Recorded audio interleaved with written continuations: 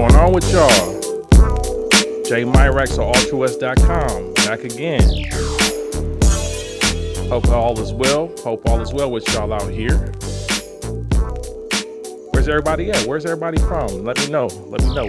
You see the title today. You see what we're going to talk about today, MPC 3.43. But let me know where y'all at, man. Salute to everybody in the building. Shout out to DJ Jared Jackson for the scratches on this track.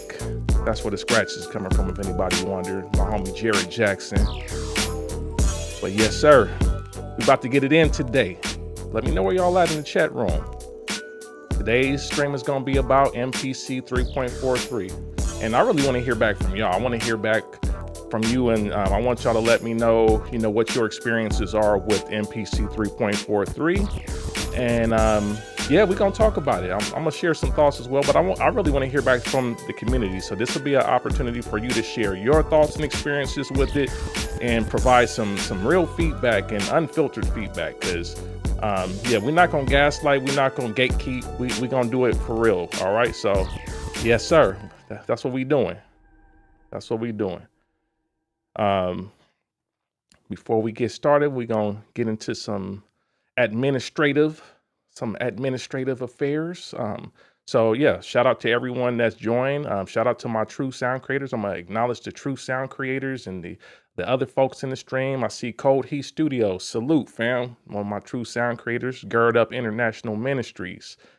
Bless up, fam. I appreciate you. My true sound creators. Norm Monster. G-Ball. I see y'all up in here. I appreciate y'all. Tadrick Jermaine, I see y'all, man. What's good with y'all, man? Appreciate y'all. True sound creators. What is True Sound Creators? That is my membership on this channel. So if you're not familiar, this is where my exclusive content goes. My things like some of my past streams that have aired and had some special sauce and things that we didn't want to have available to everybody. So the archives are where true sound creators can find a lot of the classic streams that are no longer available for public viewing. We had some very interesting and colorful guests in the past. So we also have some very exclusive interviews, things including interviews with Snipe Young and EA Ski and Divided Souls. And we had some great interviews there. And also, that is where Sound Mind Sessions lives. Sound Mind Sessions is the 6-part video course that I created years ago to help music producers to really level up and get the skills and the basic information that they need to start going on a path that has more focus and direction as a music producer. So all of that and over 50 hours of music production content can be found in the True Sound Creators membership. So if you're not a member, I highly recommend you join. Upbeat Media, my trusty moderator, will be providing a link in the comments, and we'll also have a link in the video description if you're interested in becoming a member. More content to come, more exclusive streams and other things in the future. So become a member. Yeah. Also, I would like to tell you guys about the Sound Mind, since some of you guys are new to the channel. Sound Mind is an ebook that I wrote about 8 years ago now, and it is a very great tool for music producers. It has a lot of information about music production, but also some really deep information about how to get started as a sound designer. I've been a sound designer in the music tech domain for over 20 years now, starting with Yamaha Corporation of America, and also did 15 years of sound design for Native Instruments. And I'm sharing a lot of the insights and information that I've provided or that I've used over the course of the past 20 years as a professional sound designer and more. So if you're interested in leveling up and learning a bit more about just the opportunities that exist and learning how to use and leverage your music production know-how for other domains to service other people, SoundMind is a great resource. I highly recommend it. You can find that at ultrawest.com. There will be a link in the chat from Upbeat Media, so follow that. And also there's a link in the video description if you're watching this on the replay. So check out the Sound Mind. I highly recommend it, and so do a lot of other music producers. Yes, sir. Okay, well, Want to acknowledge a few more people in the chat before we get cracking. Joe Fire, salute to you, fam. As mentioned, Upbeat Media TV is in the building. Upbeat Media is my moderator, so make sure you follow the directions and the just the guidance of Upbeat Media as we move through this stream. We run a clean stream, and you're welcome to provide thoughts, feedback. You're very welcome to disagree with anything you hear. Just keep it respectful, and we enforce the respectfulness. We don't gatekeep ideas or thoughts. You just can't come in here and be disrespectful. That's the thing. So, salute to Upbeat Media. DJ Marky Batch, salute. Maximus, what's good with you, fam? Salute. Let's see here. Smooth Art, what's going on with y'all? What's going on with you? Salute. DJ Loop Beats, what's good? Let's see here. I see we got UK in the building. Birmingham, that's what's up. Houston, Texas in the building. What's going on, H-Town? We in H-Town as well. Louisiana nowadays, I see you. I see you. Got that Texas Fort Worth. I see you in here. Yes, sir. Rod Roberts. Okay, we got Maximus, an ATLian up in here. That's where my peoples are originally from. So yeah, that's what's up, man. Let's see here. Normonster says up in Towski Valley today. That's what's up. Born Shamir, what's good with you, fam? G-Ball said we need to address that hot B. I appreciate you, fam. That one you gonna hear. I'm giving y'all a sneak peek, but y'all gonna hear what that's about later. So look, more to come on that one. But yeah, that's kind of like a little sneak peek of what's to come here. Tadrick Jermaine, what's going on with you, fam? Joe Fire. Yeah, y'all hit the likes, man. I appreciate you, Joe Fire. Hit the likes. Get the likes up. Make sure that y'all support this channel while it's live, man. Because we want more people. We want the message to get out there, and we want more people to see and be able to experience this live stream. So I appreciate y'all. Tadrick Jermaine said he got the sound mind. Yes, sir, man. Hopefully you read it by now. Hopefully you've already gotten a chance to go through it. But if you haven't, I mean, just let me know. I would love to hear feedback. I would love to hear your feedback. He said, let's get cracking on this update talk. We about to. William Oates, yes, sir. Yes, sir. We about to get to it, fam. Appreciate y'all. So let's get to it.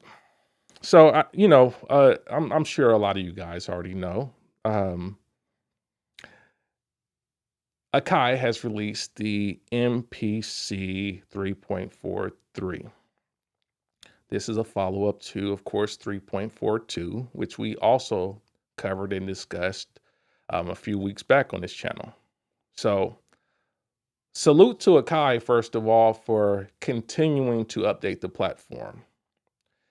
That's much more than I can say for other platforms that we also have experienced, and I think they should get some credit for continuing to follow through on what they're doing. So today's stream is about you guys. I want to hear from you. I want to hear your thoughts and opinions on what's going on with MPC 3.43. But just to kind of give the overview, let's go look at the 3.43. DJ Loops Beaks, I appreciate you, man. We got a new true sound creator in the building, a new one. Yes, sir. We got a new one. Appreciate you.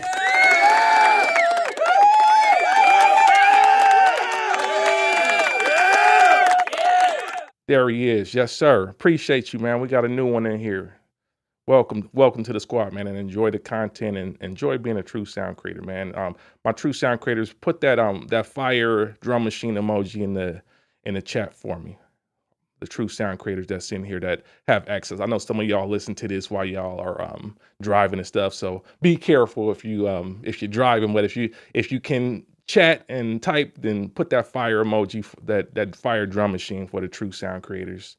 Let them know what time it is.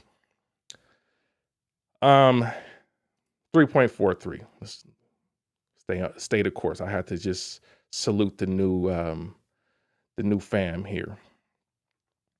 Okay, so what we doing? What we doing here? 3.43. So of course, let's just read it. This release is for MPC Key 37, MPC One Plus, MPC X Special Edition, MPC Key 61, MPC One, MPC Live 2, MPC X, and MPC Live hardware, desktop software. In controller mode, MPC remains compatible with MPC 2.15 software. However, please note that projects created in standalone mode on 3.4 are not backwards compatible with the 2.15 desktop. Womp womp. Okay, now let's keep going. That's probably one of the main reasons why I have not gone to 3.43. Just for you to just to keep it clear, I don't have 3.4 at all because of that. That right there. Projects created in standalone mode on version 3.4 are not backward compatible with MPC 2.15 desktop software. Cool. So that's why I don't use it. Okay, so we'll get past the download instructions. You don't need to know that. And they say ongoing improvements. We deeply appreciate the feedback from our MPC 3 beta users. 2 key areas: time signature support and the MIDI note off issue have been at the forefront of your input. Please rest assured that we are actively working to address these concerns in a future update. Okay, so yeah, no time signatures. All right, and note off issues. Okay, so looks like this is, mainly about bug fixes. All right, so bug fixes are: using convert to sequence in song mode no longer causes a crash. Okay, well, I'm gonna do a video about this in the coming weeks, but I've never really been a super strong song mode user. And I'm gonna show you my process that I've used since I had the MPC 2000 XL over 20 years ago now, not almost, over 20 years ago when I first got my MPC 2000 XL. I tried song mode in the past. I've never been like a huge proponent of song mode on the MPC. So I'm gonna show you guys my process on a future video so you can kind of see how I approach it and why that wouldn't really mess with me and my workflow. Okay, using audio mixdown on separate tracks with returns now only contains audio for the specific track. Other tracks cannot be heard in the resulting audio file. Okay, that's cool. Improvements made for handling large sample loading. Okay, cool. Splice is now present in browser shortcuts. Okay, I'm not a Splice user, but there's tons of Splice users out there that probably are happy now. Wi-Fi firmware upgrade to improve connectivity issues. Okay, that's cool. A lot of these, to be honest, don't really impact me because I don't use Splice. I don't have a Wi-Fi unit. My MPC One does not have Wi-Fi. For better or for worse, you have to connect it directly to Ethernet, which is kind of not the business, but guess what? I don't have that issue. It says for MIDI tracks in track edit mode, the MIDI CC filter parameter filters MIDI CC messages correctly. Okay, well, that's good. I'm a MIDI guy. Key group parameters load with correct defaults when creating a new key group or when updating the current track type to key group. Cool, okay. When editing insert effects in sampler mode, the cue links now assign correctly when in screen mode. Okay. Resolved an issue in drum synth multi where adjusting certain parameters of one drum synth would affect parameters of another. Okay, that's horrible. For drum and key group tracks, layer play random is no longer biased towards layer 1. Okay, that's all bug fixes. Using convert to key group and track edit for a pad on a drum track now creates a legacy key group, which retains the parameter settings from the drum track. Yeah, I saw some videos on that already, and that's interesting. If you watched my live stream last week, you are probably familiar that there's other problems with key groups still on the MPC that are not addressed in this, that really kind of makes it difficult for me as a sound designer to really take this one seriously on the key group side. I'm not going to get into all these known issues. I, what it comes down to is that this is mainly about bug fixes, and then known issues. This is stuff that they haven't fixed yet. They have not fixed all of this stuff. Um, so I know, like the whole program change thing, that is a big one that came up for people that are more hardware centric, that want to be able to change the track program or the program on a hardware synthesizer and save it to the sequence. Program change has always been kind of like an iffy thing anyhow, because basically it can create all kind of stutters and things in a lot of sequencers. So if that's happening with MPC 3.4, that's not unique to that. It's actually one of the issues in with program change. Some sequencers handle it better than others, but um, what we used to do back in the day with a lot of that is you would put the program changes before the track starts.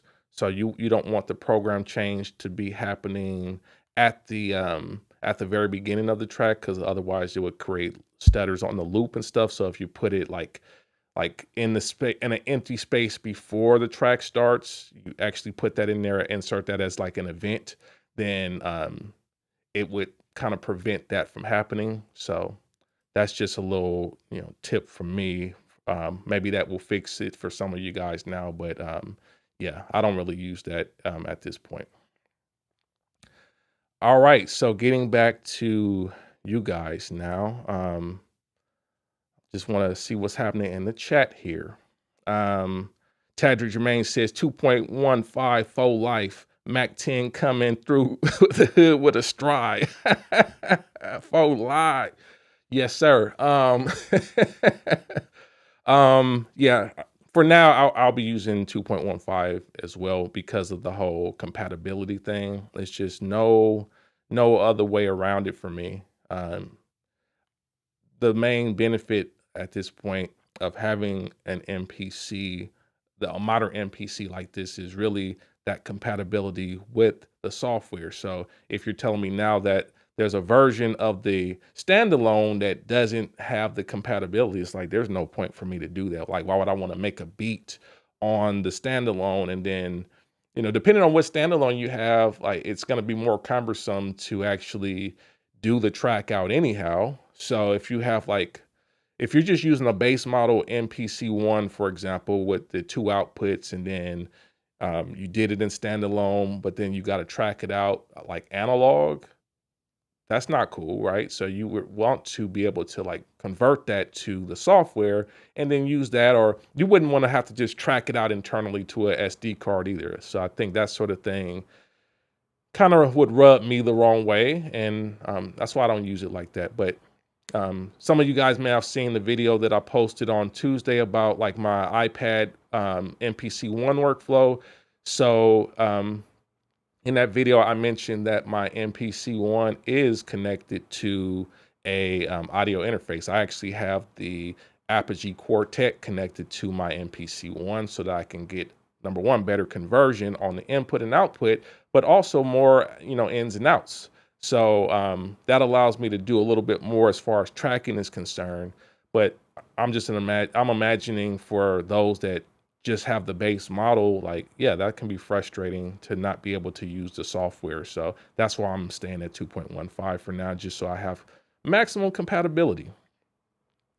Room at the top says, I love song mode in the 2000 XL and the old MPCs. I can put together the sequences quickly and make a whole song with them. It makes sense to me. Word. And that's the great thing about, just music in general. Everyone has a different workflow and different ways of dealing with working with these devices. The way I work with it's going to be different from the way other people work with it. And I think that's what kind of allows you to find your own sound and your own style in the end. So that's great.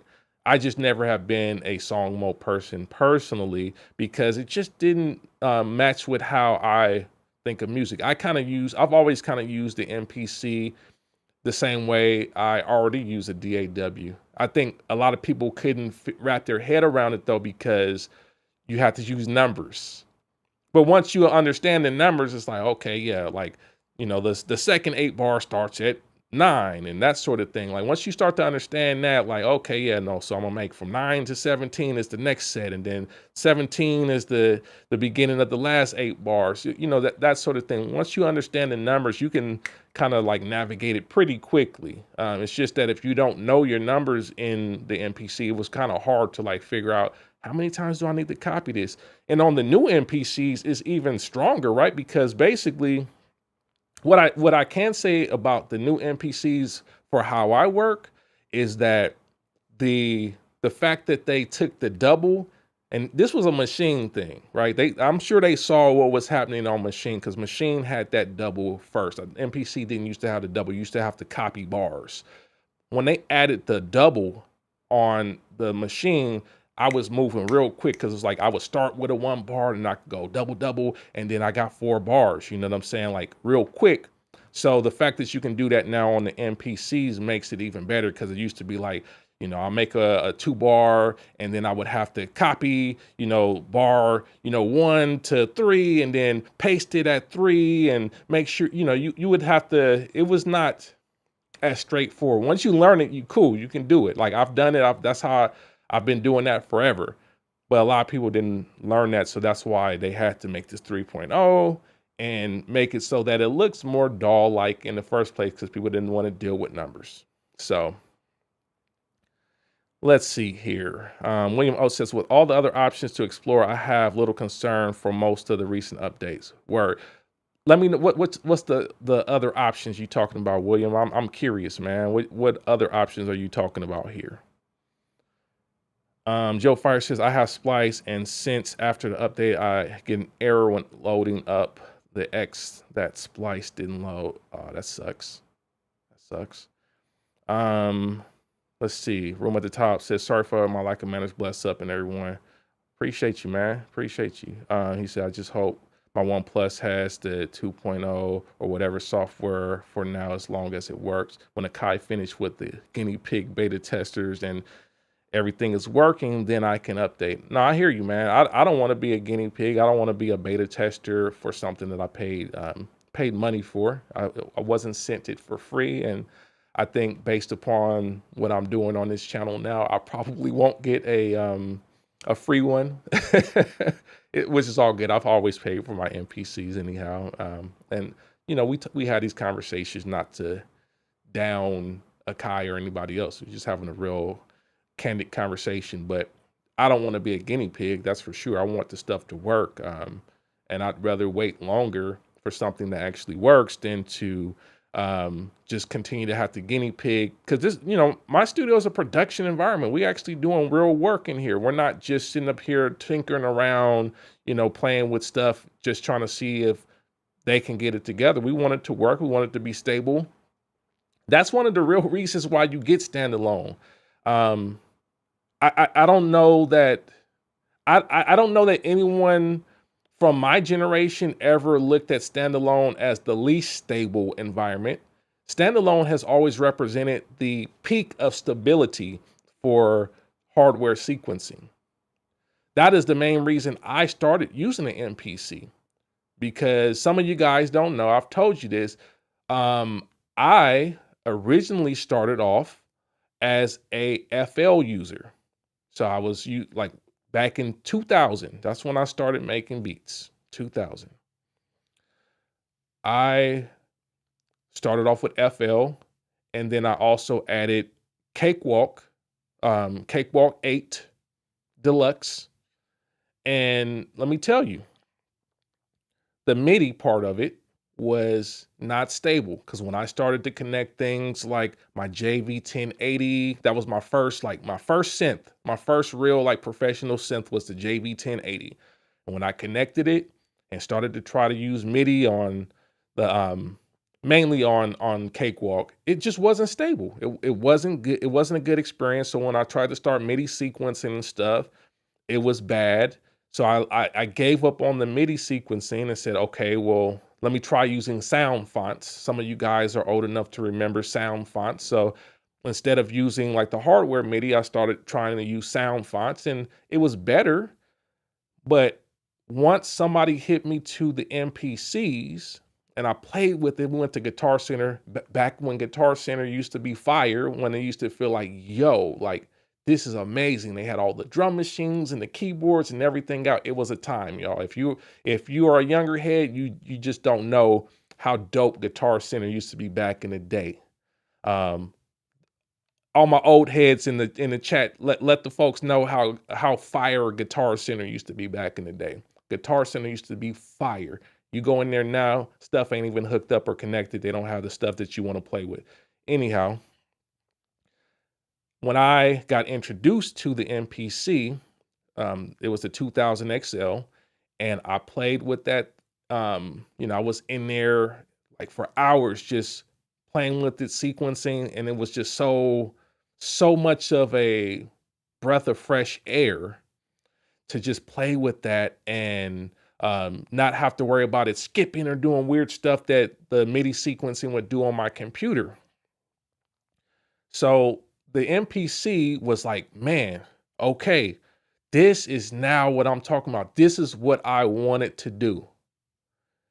This is what I wanted to do the whole time, was like just be able to like make my beats without having to skip, especially if you ever tried to do loop recording, like loop-based recording. That's where it was worst on the worst on the computer. You can record like just passages of MIDI into like a DAW back then, but like when you start trying to do loop recording, like to actually make beats, oh my gosh, it was terrible. So MPC was the business. It was like it. And MPC and other hardware sequencers, for the most part, have always represented stability and like stableness as when we're talking about sequencing.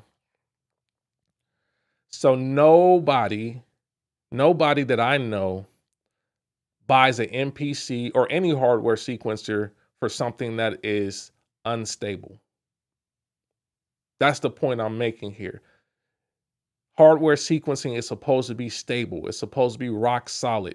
Otherwise, you can just you can continue using your DAW. And I think today's DAWs are pretty solid. Don't get it twisted. Today's DAWs are really solid. It's not like 2000 using a Pentium 3 processor and yeah, we not doing that. A sound blaster or something like that. We're not doing that. You know what I'm saying? We're not there. The computers are way more stable, way more powerful. You can do a lot with them.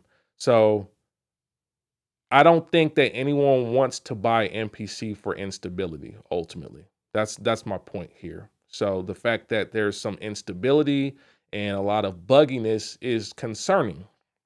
Now, I do hope that Akai actually continues to support the platform and fixes the bugs. But right now, like I'm always an advocate of staying with what's stable. And for me, 2.15 is very stable. It's very stable. I don't have as many issues with 2.15. So that's why I'm there. And like the video that I did on Tuesday shows 2.15 with the iPad and stuff. And it's very stable. I can use the MPC. Like I've produced for people using the MPC One on 2.0. All this 3.4 stuff, I want to hear back from you guys. What's going on with it? What's going on with it? Let's see here. Normaster says, I have the MPC One and I'm still rocking 2.15. I'm on the fence for X, but can't justify spending the money. I think Machine MK2 and Machine One is legitimately my goal. Normaster, just add an audio interface and a MIDI interface. Don't even bother with the X.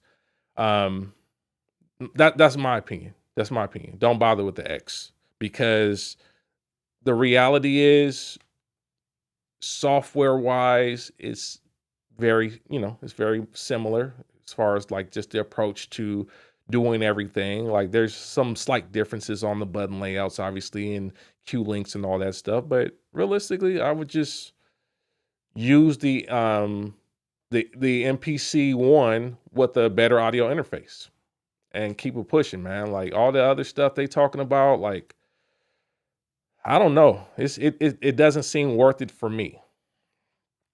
I'm gonna get back to the chat. I see there's a lot of questions still, so I'm gonna get back to the chat. But I would just like Normal Monster, I would definitely just use a MPC One and connect a better audio interface to it that has more outputs and MIDI interface. You're good. Tyrone Seller says, "How's everybody?" Off topic for 1 second. What type of mixer would you recommend? Can afford a Soundcraft? Um, I don't really recommend a lot of mid-range mixers, honestly, unless you just really, really want to work that way. Mixers tend to have not so great noise, signal to noise ratio in the end. You, I don't like the noisiness that comes from a mixer. I think if you want something that has a lot of functionality and compatibility, something like the Behringer X32 can be a good device because there's such a big variety of things that you can connect to it. Like it's a whole system. I've used the X32 at church when I was doing audio ministry. X32 it's a very capable mixer, and there's a lot of peripherals that you can add to it. Appreciate the Cash App, fam. Appreciate the Cash App, fam. Thank you for the donation here, Tyrone, man. Appreciate you. Yeah, I don't really recommend mixers for the most part. Not in that lower level. But X32 is a good one. Another one that you could consider. Let me see here. You said you don't have the bread for the Soundcraft. I need to know a little bit more about why you want a mixer, Tyrone, to be honest.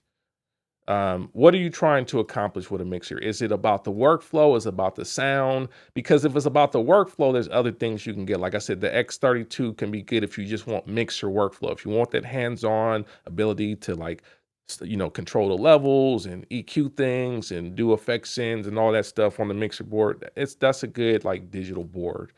But if you're looking for like overall sound, right? That's a whole different ball game. And I think if it's about sound, you're gonna have to save your money and wait because those mid-range options, I can't. I know a lot of you guys like the Tascam stuff. Some of y'all gonna say, "Oh, why don't you say the I'm not gonna recommend it. It's not for sound. It's not something that I would recommend for sound. I think those Tascams are good for workflow. I would not recommend them for sound. So, if we're talking sound, you're gonna have to spend a little bit more money. I don't know what your budget is, but it sounds like your budget is below a Soundcraft, and the Soundcrafts at this point, I think there's one that people refer to as like the upper echelon of the Soundcraft. I think that's the Ghost, but that's something that you would have to find secondhand at this point, and also like it may require some repair, some maintenance if you're talking about like more of a console. But if you're just looking for like a small mixer or something, that's a different thing. You gotta let me know. Let me go to the stream and see if you've added some color to that conversation. No, but you can let me know. Let me know later on. Like why do you want a mixer? Because I don't understand. You also the 1080 had so many cool sounds for the time. Yeah, I mean 1080 is a classic. It is a classic. Yeah, y'all see. Yeah, I'm seeing the response about Guitar Center. Guitar Center was cold. Ja, so what's up? Yeah, I appreciate you Said I found out about F Major when he was on the 2K XL. That's right. I appreciate you. I appreciate you. Yep, they used to have inventory and all that stuff. Let's see. Room at the top says Cakewalk Sonar 3 and Reason 2.5 was my first proper computer setup. I used Rewire and produced my first album on my own. I might cringe when I hear it now, but it still pays the bills. That's dope, man. That's what's up. That's what's up. On the Reason tip, y'all saw Recycle was just re-released for free. I was just talking to my wife about that because I think she was using Reason. She got Reason when we first met, when we first started dating, and I was showing her music production then, and she got Reason. And we were just talking about Recycle, and I was saying a lot of this sample chopping stuff that you've been seeing people do, like Recycle used to do that real simple, and it's like, and she's like, what happened to Recycle? I said, well, they stopped making it. But here it is. Like they just announced, like the same week we were talking about it, they just announced that they released it for free. It looks like, if I'm not mistaken. Let me go to the page here and see. Propellerheads Recycle. Yeah, it was. Yeah. Yep. It's dope. Like they just released it again. We were just talking about that. Let me see here. I'm gonna pull it up on the screen here. Oh yeah, Recycle is back. So it looks like Dine Cannon is doing like a contest with this, but they've updated it so that it's compatible. Yeah, this is dope. This is dope. So yeah, Recycle was dope because it was a great sample chopping tool, and it was the original like beat slicing utility on the computer, and you used to be able to use Recycle also to export to other samplers. Like I think what other it used to support samplers like the S series, some of the Akai S series and stuff. But you can see what it supports today. Like of course, Reason, Ableton Live will support Rex, Avid, Pro Tools, Transfuser, FL Studio, Cubase, Halion, Nuendo, Studio One, Reaper, BandLab, Contact, Machine, Battery, Mach 5, RMX, Zampler, and Core Gadget. Hey man, y'all should go download that. Y'all should go download that. That's a win. For free, that's a win. That's a big win. So I'm glad they did that. Yeah, I still got my Recycle CD as well, Mister. Yeah, that's what I was saying. I was like, yo, like I still got the OG CD, but no, they just re-released it. So we back in business, y'all. Like you don't just have to slice on an MPC. I ain't got nothing against the MPC, obviously, but I'm just saying, like, there was always other options, and it's great now, like having Recycle back. That's amazing. Let's see here. Tedrick Jermaine says I still have a working PC with Sonar and Reason 6, I believe. That's crazy. G-Ball says a Pentium 3 with a Delta 6 MIDI. Yes, yep, MIDI Sport 4.4 and Logic for PC and a Mackie mixer. It was on. Yeah, buddy. Those were the days. No Monster says, thank you for those words. I'm going to try the SSL mixer.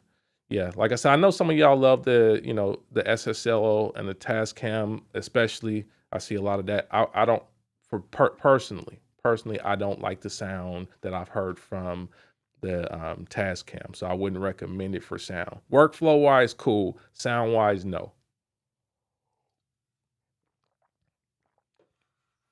So I think if you really want to step it up to a console, you gotta wait. You gotta wait until you got money to do that, because it's just there's levels to it. I'm still a big fan of just using audio interfaces, y'all. Like, because I don't have console money, but if I were to recommend a console to you, that's not in that $20,000 range, yeah, I would say Trident. Get a Trident board. And if you want to know more about that, um, holler at EA Ski. Actually, he has a Trident board. He can tell you a lot about it. But that would be my recommendation as well. Is that Trident board? Tyrone Sellers, I see you. I see you with the super chat, man. I appreciate you. He says I can afford the Soundcraft more or less.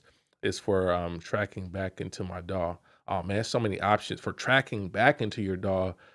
Um, you what are you tracking? Because it's like if you're tracking like an MPC or something, you might consider just getting some nice pre's, like a set of 8 nice pre's or something like that would be better than just getting like a cheap console. I mean, yes, if you can afford to get a Trident board or something like that, you can get a Trident board for about 10K. That's steep for me personally. Um, just for that purpose, that's pretty steep. But that's what I would recommend. Is like something like that, a Trident board.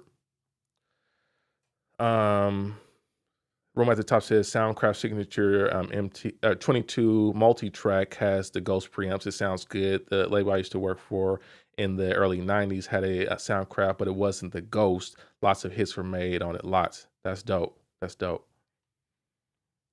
Let's see here. See y'all talking about recycle here. Yes, sir. Yeah, y'all go ahead and get that recycle, man. Go ahead and get that recycle. Let me see here. Code He Studio says I paid like $100, $200 for recycle back in the day. Yeah, yeah. G-Ball says for a mixer, people are me total mix and nice converters. Yeah, I agree. Like I'm more of a fan of using audio interface, like a high quality audio interface for tracking. But still, you still want to have some good pre's. I would say, and there's a lot of options for pre's right now. Let me see here. No Monster asks, do you incorporate the MPC and machine workflow into SP1200? I've used the SP1200 with the MPC 4000. Basically, I've kind of worked with slaving the for the slaving the SP1200 to the 4000 because the SP1200 is a great device. It's a great sounding device. Um, for the style of music that I make, I'm not a super sample heavy person. So there's only so much I can do musically with the SP1200 until I start to hit a wall. And then yeah, it doesn't work for me then.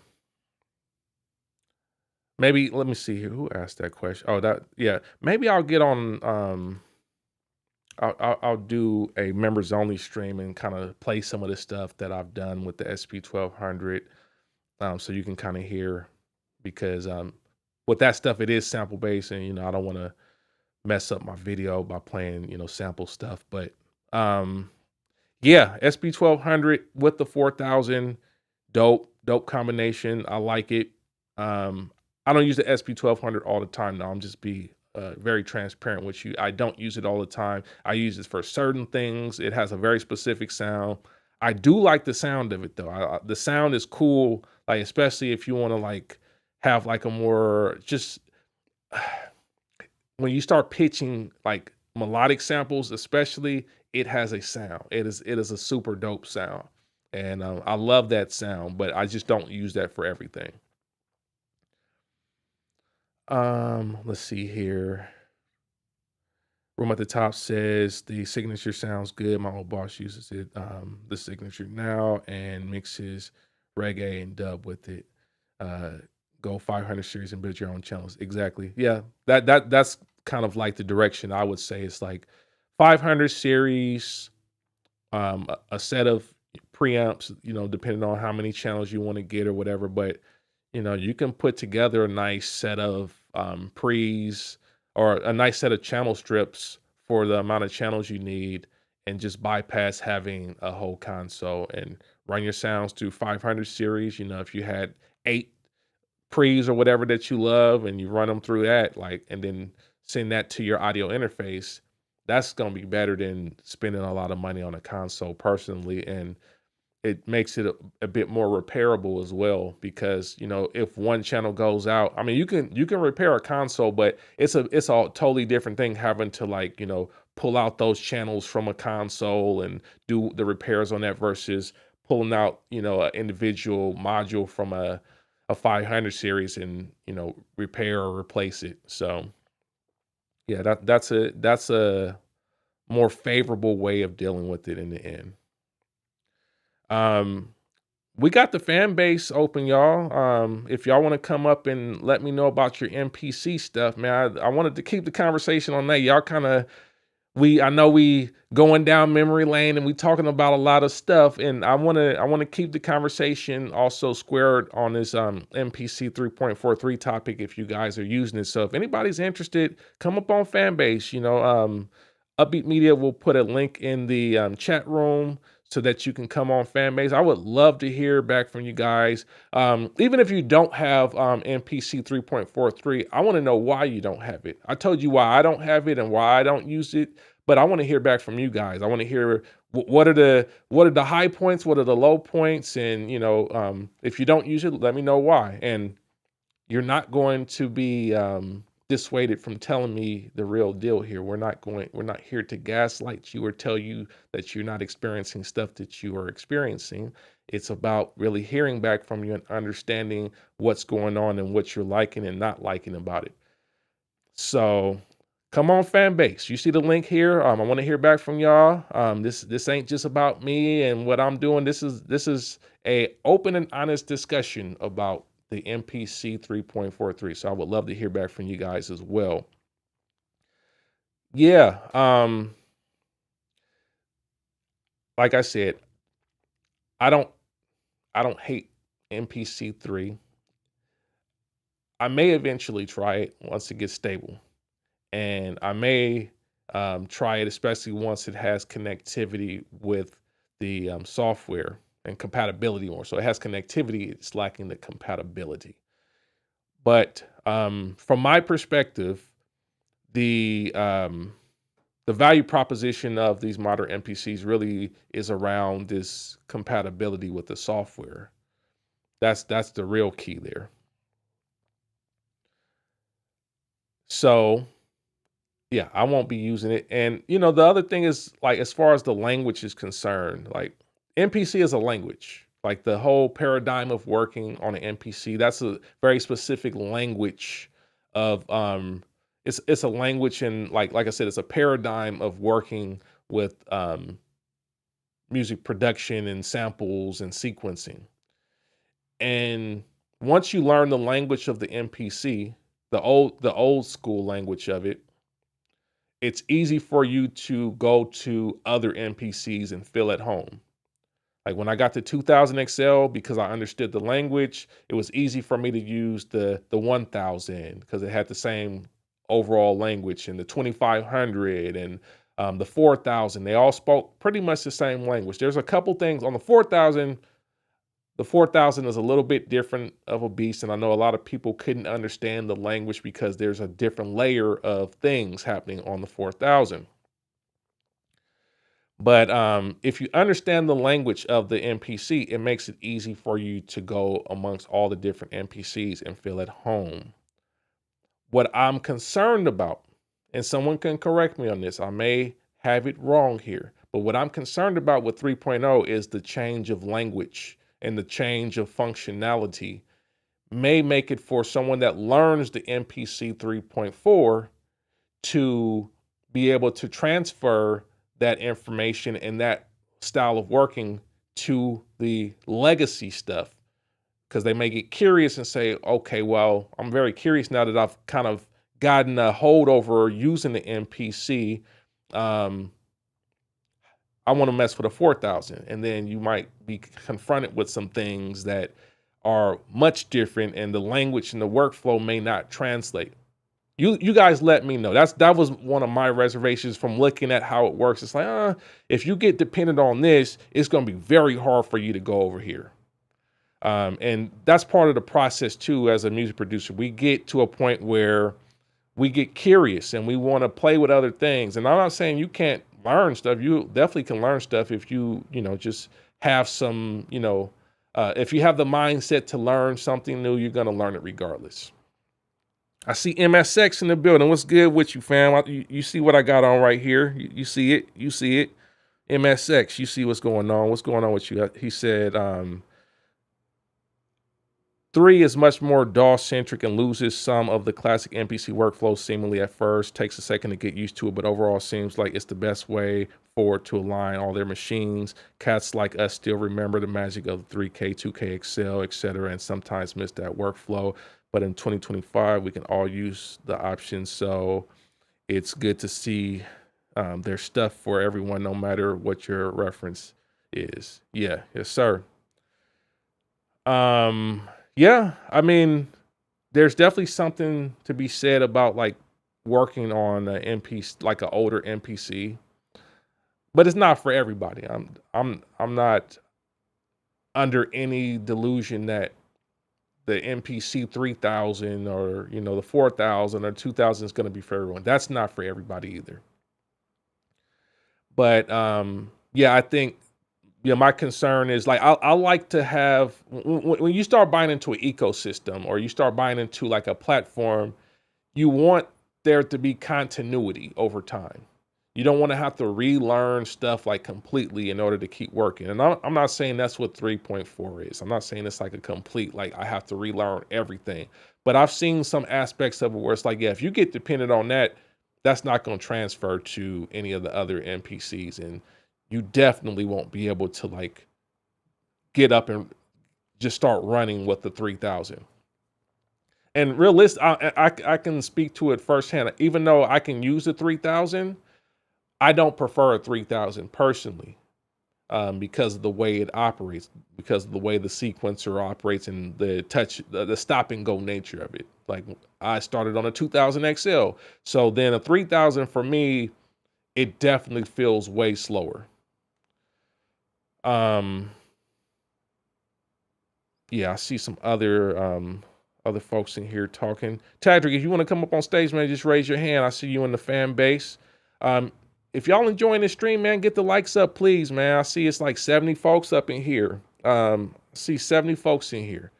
So 75 people in here, man. We only got 28 likes, man. Get the likes up, please, my good people. I appreciate y'all. If y'all getting some value, if y'all enjoying this.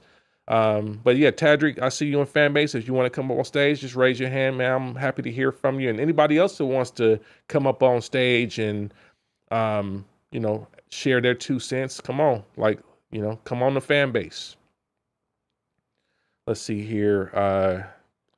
Normonster says, I have an older MPC One retro. My opinion is that it's built for the 2.0 software. I'll have to wait to get for some more updates to drop before I download the 3. That's actually a great point. I love that you said that, actually, because the hardware tends to be built around the operating system that is current for that era of the development of the hardware. So I would agree that the One was probably built for an older operating system. So there's things that could be optimized on the hardware that the hardware is no way they could anticipate all the things that they would want to add in the software in the future. So this always happens when you start adding way more functionality and features, and then you have to like compensate for the lack of buttons by adding more menus and changing menus around. So I think 3.0 is going to make way more sense when they come out with the next set of hardware.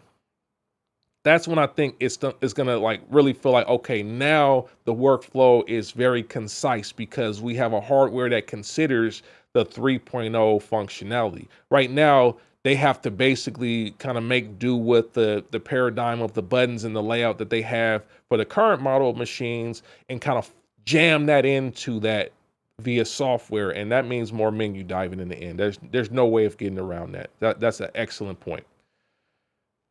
Let's see here. Jambi, Joker Man's Beat says, have not downloaded it yet. I'm looking forward to using the legacy for key groups. Sounds like it works in the same manner I use my Iris VST when I would sample my outboard gear. I'm based on what they said, I'm kind of curious about the behavior.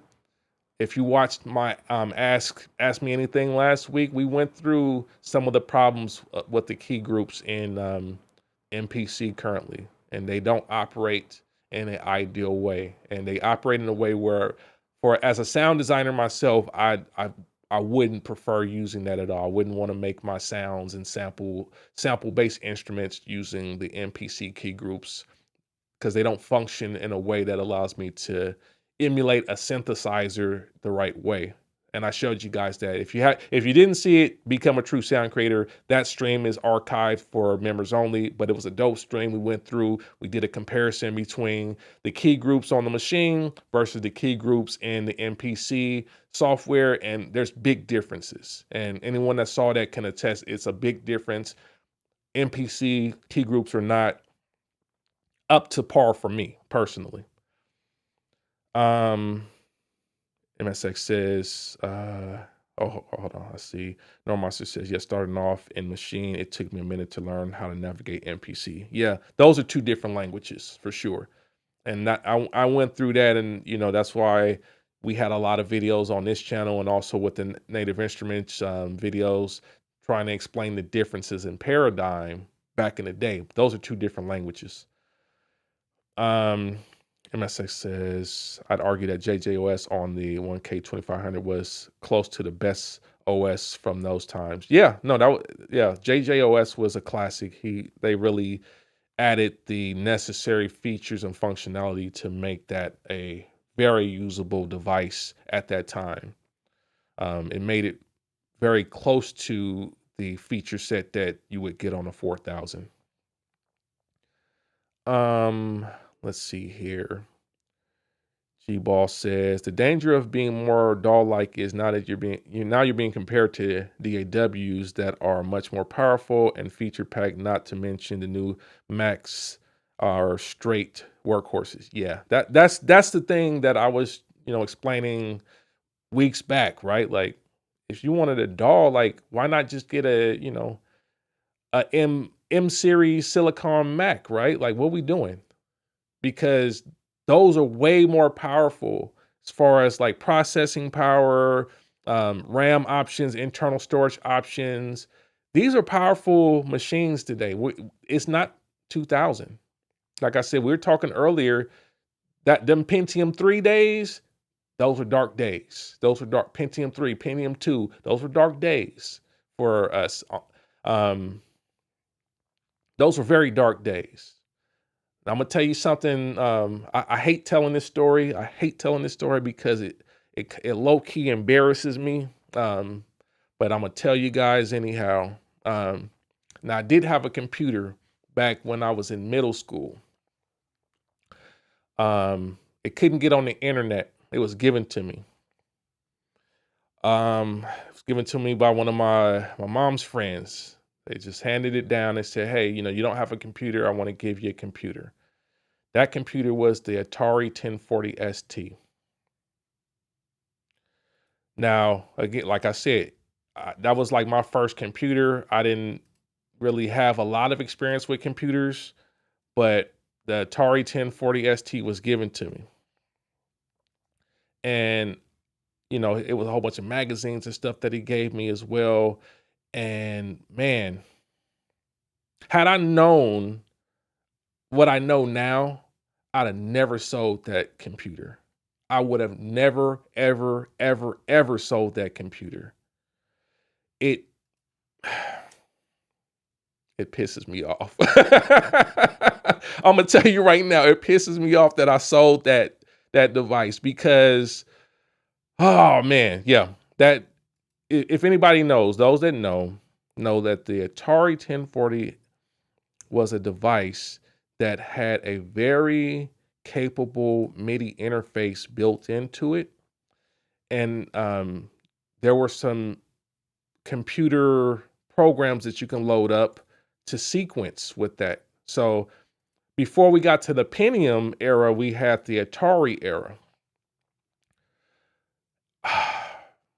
Why? The only reason I sold the Atari 1040 ST is because I couldn't get on the internet and I wanted to get on the internet. So I said, okay, this is like, I had like a 9600 baud modem that was available for, I couldn't get on the internet. You needed like the 14, you needed the at least the 14.4 back then. So that 9600 wasn't going to allow me to get on the internet. I sold it. I sold it because it was like, oh, this is super old, and yeah, I can't do anything except for like kind of play with these like rudimentary games and things that I don't have any desire to play with. Why in the world did I sell that, y'all? This is before I knew about MIDI. I asked my mom, like, what is these ports on here? What are these ports? Couldn't tell me. She knew the other ports on there. She knew the data ports and all that stuff, parallel ports, all that stuff. The one port she couldn't tell me about. If she would have known, like, oh no, that's MIDI and you do this. Oh my God. Oh my God. Life would be different. I'll tell you that much. Life would be very different. That always is a gut punch when I talk about that. But yep, yep. But yeah, today's computers are strong. Like the jump from the Atari to like the Windows PCs. When we got to Windows, it got kind of iffy. It was iffy for a long time, and people are still talking about like inconsistent MIDI performance on Windows today. I switched to Mac in 2005, and then I haven't looked back. It's been very stable for me on that. Boy, I'm seeing some issues on the stream here. I might need to reboot. Let me see, or restart. Because it looks like it froze on me. The YouTube app is special. I'll tell you that much. It's very special. Let me see here. Let's get back to the stream. Now, I know y'all can still see me, but yeah, the YouTube app is just, he's special. All right, I'm back. Okay. Tadrick, I see you say you tapped in the fan base. If you tapped in, come on stage if you want to come on stage and talk, man. But boy, yeah, I hate telling that story, y'all. I hate telling that story about having the 1040 ST. Like I had it in middle school. I had it in middle school, and I just didn't know what I had, and I sold it. And I think I sold it for cheap too, y'all. Like I don't even want to say what I sold it for because it had to been like less than $100. Imagine that, because I don't think you can find a 1040 ST for anywhere clear like near that today because of how tight that sequencer is for MIDI production. Boy, oh boy. Yeah, if anybody in Fanbase want to come up on stage and chat, we have a music production talk. We're talking about the MPC 3.43 update today. If you have thoughts on that or you want to share some experiences on that on Fanbase, you're welcome to come up on stage. Just keep in mind, this is a multicast. We are also on YouTube. So if you come up on stage, you will be heard on YouTube as well. And we have a much larger audience on the YouTube platform. But you are welcome to come up on stage. Rufus Jackson says, do you ever have beat block? And if so, how do you get over it? Sure. I mean, I have beat block from time to time. I think the key is creativity is often about like exposure and inputs in the end. So you need to continue to like make sure you're getting good input, because all of that is like what you use to draw from, or to build your music on at the end of the day. Like you have to take in good art, take in good music. So it's like, are you listening to good inspiring music? Are you watching good quality art? That's one of the issues with today. Is like there's a lot of media and art out there, but it's not great. Tadrick, I see I'm gonna bring you on the stage in just a second. I just want to finish this thought. But there's a lot of media and content out, but there's not like a ton of like high quality art.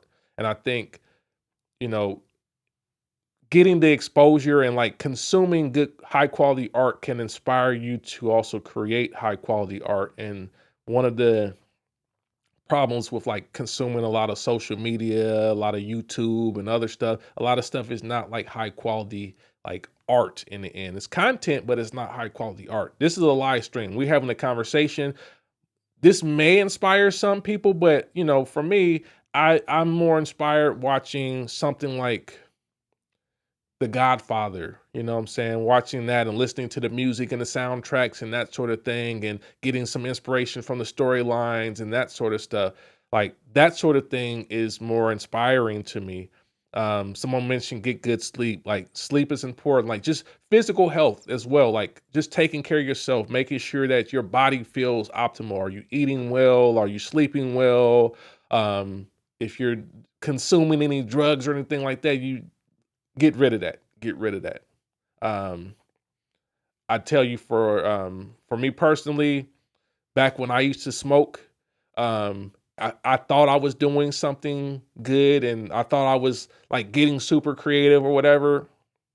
Blah. Get rid of that. Get rid of that.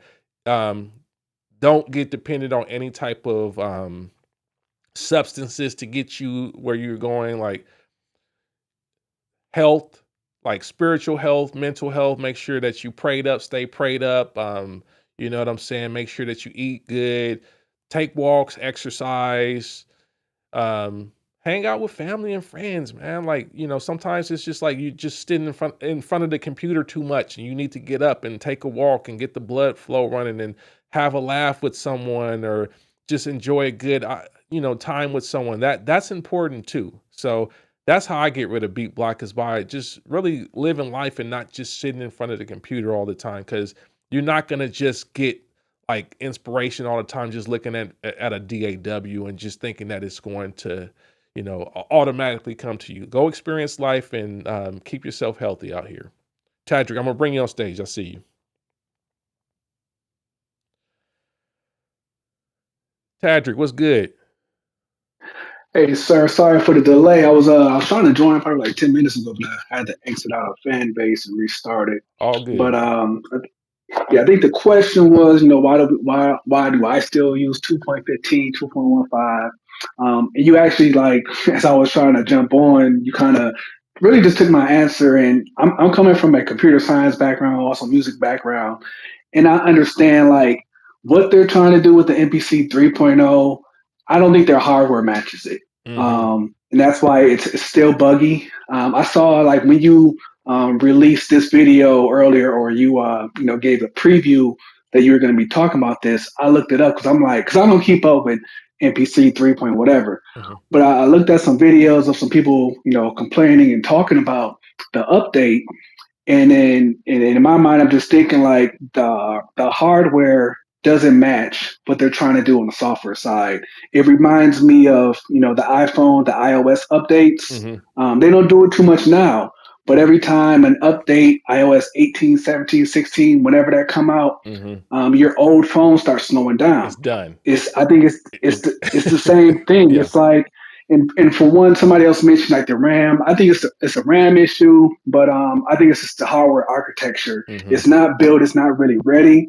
And like you said, once they release, or if they release some new machines, they're going to have to change their whole CPU, Yeah. their whole CPU architecture, because it doesn't match. Because they're trying, it's a DAW. They're trying to make a DAW that's supposed to be on a computer like Logic Pro, FL Studio. They're trying to squeeze it into something that isn't even as powerful as your phone. Yep. Like, Yep. or like my iPad, for instance, I can run stuff up and down that with no issue. Mm-hmm. But I stayed on 2.15 for one because I came from the MPC 2000 XL. Mm. I like that workflow. I already understood it. I think for new people coming in, if you've never used a DAW before or you're new into music production, I think it's okay for them, Yeah. for those people, because obviously it's your first time using it. You get used to it. You're already used to the bugs and workarounds. But for me, coming from the old MPC 2000 XL, I like that workflow. I never really used song mode either. Mm. I just strictly use patterns. Mm-hmm. And even now, like back in the day, I would just record straight into the computer, Mm. press play start, recording. And even now on MPC Live 2000, or I'm sorry, the MPC Live 2, I don't hit the export. I don't hit the bounce. Yeah. I record in Yeah. because I want my sound going through electricity. I want it going through the copper wires. I want it to be touched, grounded by the earth, all that. Yep. So I want all that electricity flowing through, and I want to capture. Because a lot of people don't understand, like when you hit that bounce, when you hit that export, it's really just calculate. It's math. It's ones and zeros. Mm-hmm. It's math. It's calculating what that sound is supposed to sound like. Yeah. So there's subtle differences, but if you have a good music ear, you can hear those differences when you're going through converters versus just hitting the export button and depending on the computer or the processor to bounce out your track or calculate what your track is supposed to sound like. So that was the reason why I'm gonna stay on 2.15. I come from the old school. If it's not broke, don't fix it. Mm-hmm. But like I said, it's nothing. I'm not trying to hate on it. MPC 3.0 is just not for me. Like I said, I think for new people coming in, go ahead. But just me personally, that's why I'm gonna stay on the 2.15 because I feel like what they're trying to do, their hardware is not ready. It's like you're mentioning a Pentium 1 and Pentium 3. It's like trying to put Logic Pro on a Intel whatever Yeah. processor from like 2005 or whatever. It's not going to work. It may work. It's going to be slow and laggy. Mm-hmm. It might crash a couple thousand times. But if you've been in music long enough, crashing and losing beats, that's not cool.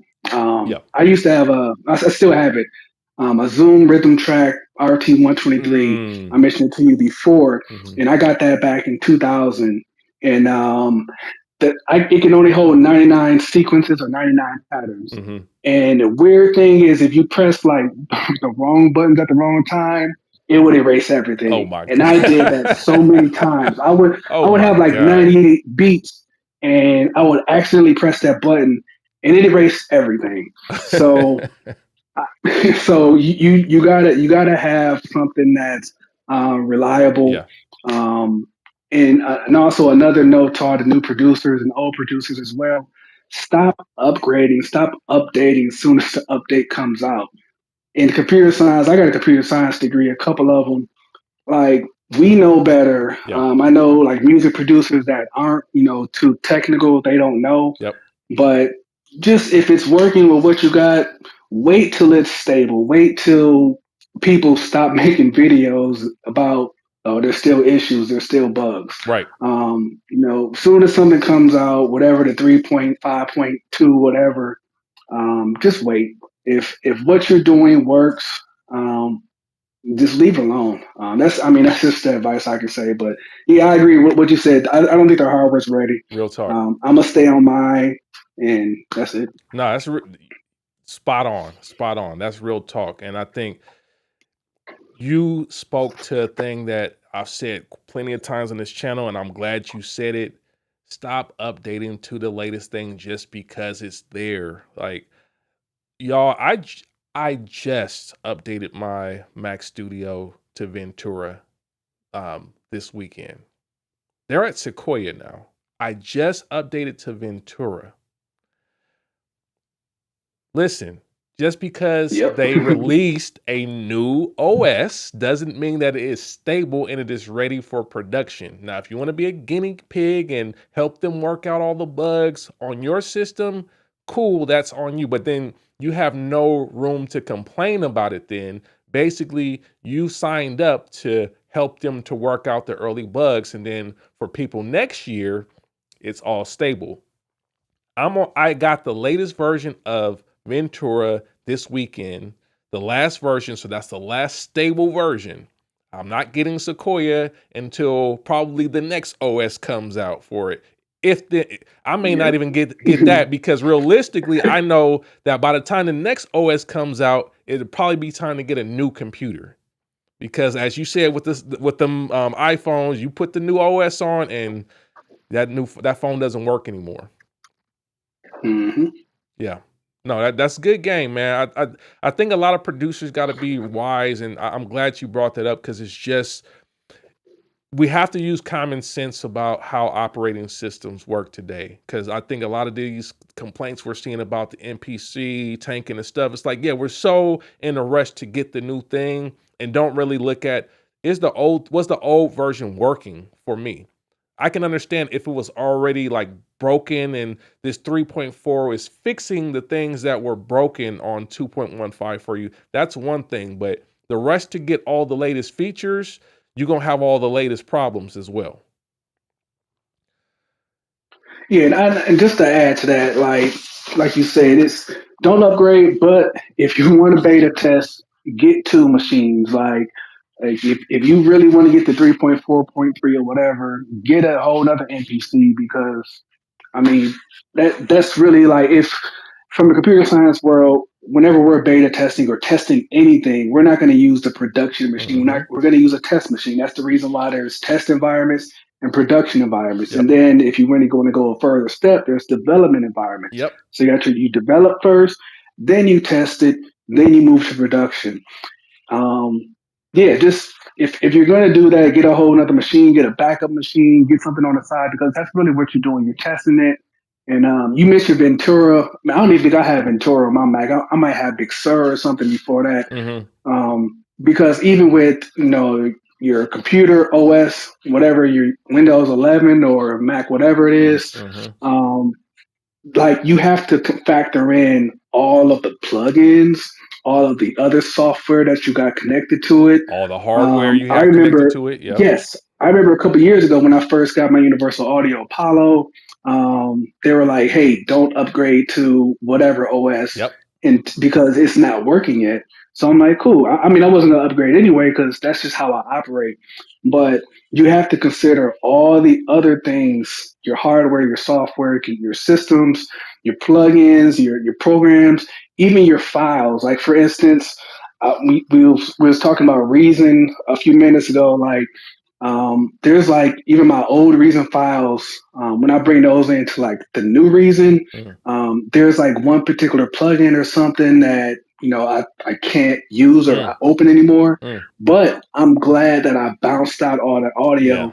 And I think another tidbit, another tip to add is to producers out there: bounce out your MIDI. Yes. Don't just depend on your MIDI information to stay there, because if that computer system gets corrupted or whatever, or that plugin, that VST you're using stops working, then you don't have your audio, you don't have your sound that you that created. So commit to it. A lot of producers have that problem of committing. Commit that MIDI, bounce it out to audio, so you have it just in case. I know you want to keep that MIDI so you can maybe change up stuff, move notes around, but this little stuff like that. You're dealing in the computer environment. Things crash, things break, computers crash all the time. Hopefully, if you got a Mac, there shouldn't be an issue. But yeah, that's just some tips I want to throw out there. But yeah, man, don't upgrade. Wait, and keep it moving. That's real, man. Tadric, I appreciate that. That's real talk. And just to add on top of that, be careful with getting rid of your old machine. If you can keep that old machine around, keep it around. I still have my Mac Pro that has the ability to run my battery 3, because the new operating system cannot run battery 3. So keep the old system around if you can. I know sometimes it's like tempting to like, oh, got the new computer, I'm gonna get rid of the old computer. Nope, keep it. Nah, keep it. Nah.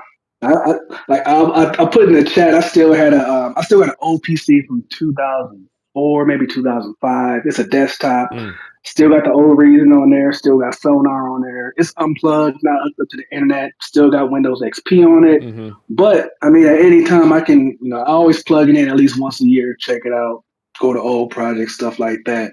But I got a MacBook from 2009 with the old Logic. I got all my Mm-hmm. stuff on there. Yeah, just like don't sell it. I mean, unless you absolutely need the money, at least keep the hard drive or whatever, back it up. Yeah. But yeah, your old hardware stuff like that. Yeah, 'cause I don't even want to tell you what I threw away an eMove Fat something. Oh Uh, gosh. yeah, Threw I it don't even away? want to talk Oh man. about that. Change the subject. Oh man, I, no I didn't way. I didn't know what I had. I Yeah. did not know what I Oh had. boy. So yeah, No, never making that mistake again. No. that's real talk, man. And you said something quickly, but I just want to make sure that wasn't lost. When you have these old systems that are no longer being supported, take them off the internet. Yes, You sir. said it. I just want to make sure that wasn't missed. Take it off the internet, because the problem is when it can no longer get those security updates, it becomes vulnerable. That's the IT cybersecurity part of it that you got to look at. It's like, well, now you got this system that could potentially be hacked if it doesn't have the latest security updates. So take it off the internet so you don't have to worry about that, and that'll keep it running where you can just access it. So yeah, Yes, sir. that's a good one. That's a good one, Tadra. I appreciate you, man. That's some good game, man. And I think a lot of producers need to hear that. Yes, sir. For sure, man. I Uh, appreciate you. they clowning you about throwing away the MoFab. I'm just telling you now. Hey, I shouldn't even mention it. Oh God. Oh man, Yeah. it's all good, man. I Terrible. appreciate you, man. All right, man. No doubt. Yes, sir. Good to hear from you. Yeah, y'all. I mean, if anybody else want to come up on stage, man, please feel free. Raise your hand. Love to hear back from other producers and people that want to share their thoughts and experiences and whatnot with this. Um, if y'all getting value from the stream on YouTube, man, hit the like button, man. I see 44 likes in here now. It's like 85 of y'all watching. I should see, I should see 80 plus likes in here, man. What's going on, man? Support the stream, man. If y'all getting value out of that, there's some good game being provided here. So I just hit the like button. That costs you nothing. Costs you absolutely nothing. Appreciate y'all. Let me see if there's any other comments in the chat here. Najee Harrison says, bro, can you recommend me a cheap but effective interface? I'm trying to start streaming. Oh, for streaming. Cheap and effective interface. Are Najee, are you on Mac, PC? What's the OS? What's the platform you're on? Because if you're trying to start streaming, that's a great question. Like, just trying to start. I would want to know a little bit more about your setup, honestly, to understand what you want to stream. Are you just trying to stream like your music? Like, are you trying to stream like beat making? Are you just trying to like do like a talking head style stream? What exactly are you trying to do? Because most 2-channel audio interfaces today that have mic pre's on it can get you there. Because streaming largely today is about being able to send the audio and video and other sources to some type of software that allows you to communicate with the servers and allows you to transmit your stream. So I need to know a little bit more about what you're trying to stream. You said PC. What are you trying to stream exactly? Are you trying to stream? Are you a beat maker trying to stream like beat making sessions? Are you trying to stream video games? Okay, you said beat making. So definitely, if you're trying to stream beat making, hopefully you're doing your beat making in standalone. It looks like you are MPC X and Live in one, right? So you are in standalone, it sounds like. So that will help you to just keep the computer focused on the stream handling, because it's very difficult for you to stream and to make beats on the computer at the same time if you don't have a very strong system, and even then it can be kind of iffy. Okay, so beat making. I've gone through a few different things here. If you want to just keep it simple, you could use like a class compliant USB mixer to send all the signals to. I'm not getting the impression that you want to talk as well, right? Because if you want to talk, you got to make sure you got like something that allows you to also connect the microphone and talk. If you want to talk, you have to have, say, a mixer or an audio interface that allows you to, looks like you got a couple devices. I don't know what your X Live and One are running into, but I would say an easy way to do it is if you have all of that already connected to an audio interface, then you would send the headphone out of that audio interface into whatever you're going to use as the box for streaming. So you want to talk to, so you got to have something that can support at least one microphone input as well as a stereo input for the studio, because that's how I run it. Like I have a channel that is receiving just the studio sound, and then I have a channel that is receiving the microphone. Um, Very simple solution that is a little bit more costly. Depends on your budget. I'm I'm a big fan of the Rodecaster for the audio part. I think I've used other things in the past. If you go back on this channel and look at like some of the old streams, I've used things like Behringer mixers that are USB connected to my streaming software. Today, you can get something like a Rodecaster Duo for about $500.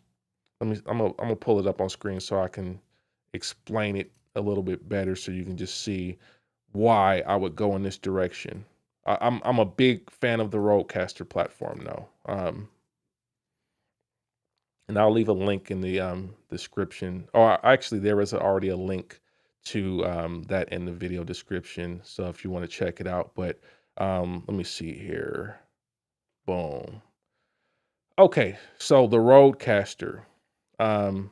This is a great option. I use the Rodecaster Pro 2. That's the bigger one, but this is enough already because if we look at the I/O, it's a couple ways you can think of this, right? Now, it has two inputs. It has two inputs for basically you can go stereo into this. If you use a Rodecaster Duo, the only problem is you're probably gonna have to use some type of Bluetooth microphone, like their or like one of their Bluetooth options, like the what is it, the Mini, it's the Rode Mini. Let me hold on, it's the Go-To Mini, I believe it is. Because this one just doesn't have, you don't need this one. Yeah, so you can get something like the wireless Me for, and I think I actually like the wireless connectivity, because if you need to move around like when you're on the stream, the problem is like right now the way I'm set up, I have a microphone in front of me, so if I move back here, you don't hear me anymore. And like if I wanted to get on the MPC, you wouldn't be able to hear me. So like the wireless Me clip-on would allow you to move around more. So something like that connected to the Rodecaster. And what's good about the Rodecaster is it actually allows you to connect these wireless Me's directly. So that I love that system. It's very concise. So then you can have basically a stereo input from the computer, because you're dealing with hardware, or you can have a stereo input from whatever mixer or whatever you're using to kind of consolidate all the signals. For me, it's my audio interface, so I send a stereo pair from the computer headphone out into here, But like I said, I have multiple channels. I have 4 analog ends on the Rodecaster that I have because I have the Pro version. But this one still can work for you. I'm just trying to give you kind of the workaround here. Because you didn't say what kind of microphone you have, but if you don't have a microphone set up, I think a wireless one will give you maximum flexibility where you can talk and move around and do what you want to do. Because like I said, for me, if I got to get on the MPC 4000, I'm over here. You can barely hear me. But if I hook up a wireless microphone to me, then I can move around the studio and it's all good and I can talk. So I would go in that direction just to like simplify things. And what I like about this also is that it has some other connectivity and things. Like it's a really good, for streaming, it's really good, you know, like the way it's set up. If I want to, I have my music already set up in here as well, so I can play music like songs that I want for the intro or whatever, sound effects and all that stuff. It's a good time. So it's not the cheapest option. You can get like an audio interface, but I'm gonna just talk about what I'm using. I'm using the Rodecaster. So you got stuff like that on there that you could do on the Rodecaster, like all these different effects and stuff. You know what I'm saying? So like if you want to do that kind of thing too, you got that. You know what I'm saying? So Rodecaster is a very dope device for just like being able to put together a stream. So I would recommend that, but otherwise you can get like a USB mixer. If you want to just go very like cheap, like you can go USB mixer, and then something that has at least 4 channels will be good.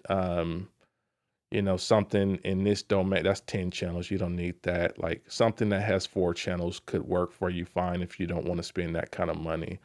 Um, let's see, like this Mackie here could work. I believe so. Yeah, this could work because you can send like the signal from the studio on 3.4, and then you can send like, you know, just a mic. You may even just consider if you don't want to do a wireless, you can just do a handheld mic, and that's cool as well, handheld, and then just kind of have it where you can talk, pick it up, speak, and then get back to making the beats. And you can put the mic on channel 1, the studio on 3.4, and then send that USB to your streaming software, and that could work. Good question. Good question. Hopefully that helps. Let me know if that gives you at least a starting point there. I believe it should, but let me know in the chat if that gives you a starting point. Let's see here. Jokerman B says, wow, threw it away. I will forever keep my XL7 command station, MP7 command station. Yeah, man, those are classics. Those are classics. Yeah, I used to have a Turbo Fat back in the day, as well as a Proteus. I had a couple Proteuses, but yeah. Najee here. Okay, cool. I'm glad that helped, man. If you want to support the channel, yeah, use the link in the description for the Rodecaster if you want to get it. If you're gonna go ahead and get it, I actually put the stuff that I use for my stream in the video description. So yeah, check the links in the video description. I kind of give you the list of the hardware that I'm using and whatnot. I think that'll be a good thing if you want to support the channel. Yeah, any other questions here? I love the questions and the questions here, but yeah. Yeah, like I said, all of the stuff that I'm using for the most part is in the video description. Let me see what else we got here. Code Heat Studio says, I have the MPC X and Live to always run the new updates on my live first. Yeah, that's the guinea pig. You got to have that test machine. That's what I was going to do, was use my One as the test machine and use the X as like the main machine. But as you guys know, I got rid of the X. Got rid of the X. It was kind of pointless in my setup. as we did all the testing and all that stuff, it was like, no reason for me to do that. So um, I'm with the One now, and like I said, I got the One hooked up to the Apogee Quartet to improve the converters and to expand the I/O and whatnot. It's a great setup. It's a great setup. But I don't have a test unit anymore. So the X is out. The the One is what I have as my production unit. So I'm not going to compromise that. Let me see. There's other questions here. Farside asks, honest opinion on mixing capabilities in the MPC coming from a DAW user. Honest. My honest opinion is that you should get a mix that is listenable and is close to what you're going for in the MPC before you track. I don't consider MPC a professional mixing platform. I would not want to do a mix there because mixing is more than just like messing with levels. When you're mixing, there's also like crossfades and other things you may need to do, automation and stuff that you may want to do. And I just don't think that the MPC is the right thing to do all of that on. You can get a rough mix on the MPC with the built-in effects and the built-in mixers and the routing and all that. But personally, I'm a DAW user still. I'm not going to overcomplicate it by trying to force the MPC to be the equivalent of a modern DAW. It is not that, and I don't recommend that anyone treat it that way. I think that's where the DAWless thing has confused a lot of people. It's like, DAWless for what reason, right? DAWless is cool, I guess, if you want to like get the idea without having to mess with the computer. But ultimately, when you want to like finalize your song, the computer is superior. It's superior in every way. And I'm not talking about because of like plugins, like third-party plugins that you can get for it. We ain't talking about that. I'm just talking about just the overall like editing functionality, sound routing capabilities, and yeah, just overall ease of use for editing and whatnot. Because like every DAW today has pretty good built-in effects. You don't have to go to third-party plugins to even get a good sounding mix today.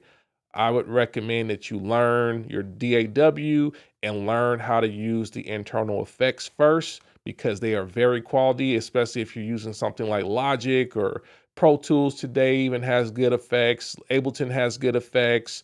Studio One, like it doesn't matter. Like today's DAWs have great built-in stuff. Master that first before you start adding other stuff. But I do not recommend that you try to like do your full mix on a MPC. I think you're working backwards today if that's what you do. Now, if that's what you want to do, that can be your thing. I'm not saying that you can't do it. I think you're just working a backwards way at that point. Let's see here. Jaso says, I'm going to check, but do you have any videos of sequencing machine with the MPC? I don't have any where I'm sequencing the machine with the MPC, but it can be done. I've messed with that before where I basically turn the machine into a sound module. That's a common theme on this channel. And yeah, the machine the machine actually is a great sound module as far as like being able to find sounds and just the internal sounds that it has in it. Actually, it's a great sound module. You can set it up to be a sound module and like access different sounds on different MIDI channels, and the tactile nature of it, being able to like, change the volume and add effects and do all that kind of stuff from the hardware, but then use the sequencer that you love, which is, the MPC in this case. It's very capable of doing that. And the reason I would say machine is kind of like, it's cut from the cloth of Core, which was Native Instruments' original integrated system that was more of just a desktop unit that you had on your desk, and it had some knobs and a screen, and you can like, use it as a VST host.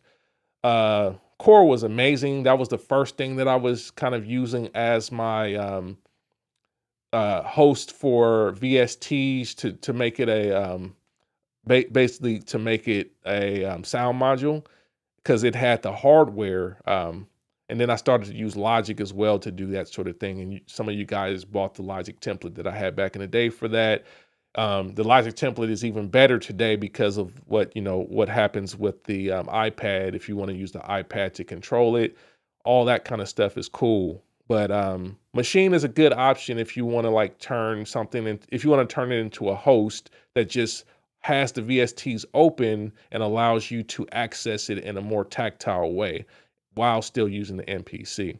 I may do a video on that. That's a good concept, good idea. Definitely have done it before. That's not like the way I'm working today.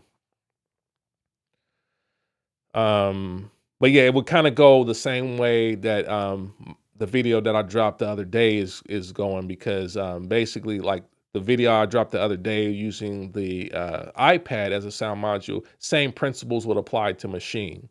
But I'll work out a video doing that, because I think that's a good idea. So I'm trying to see if it's worth doing, or should I just learn my way around creating a song with Machine? Oh, you're trying to avoid using Machine. I see.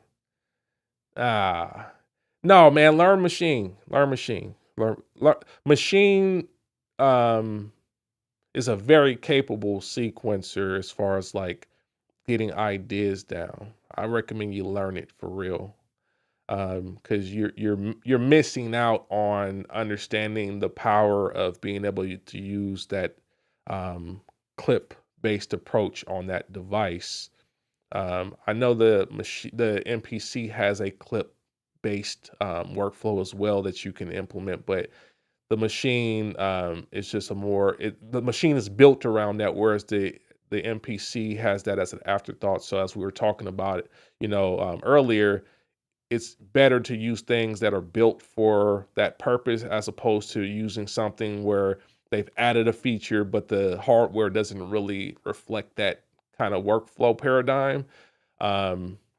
Yes, the Machine is built around this clip-based workflow, and I recommend you learn it. It's an amazing way to work.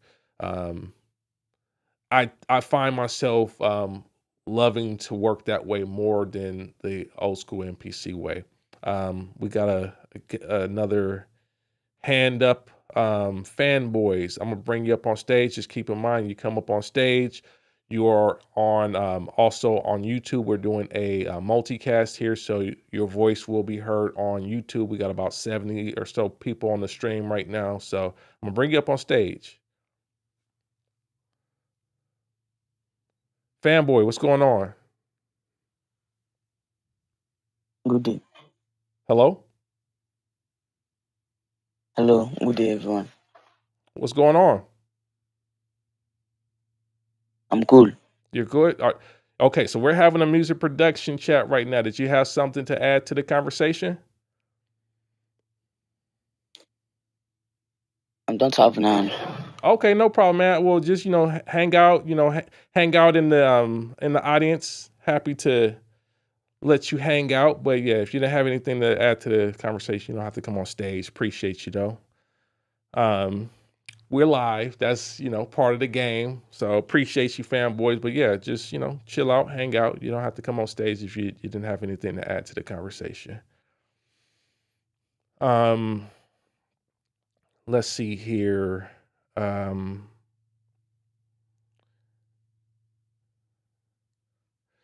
said, I'm not trying to avoid.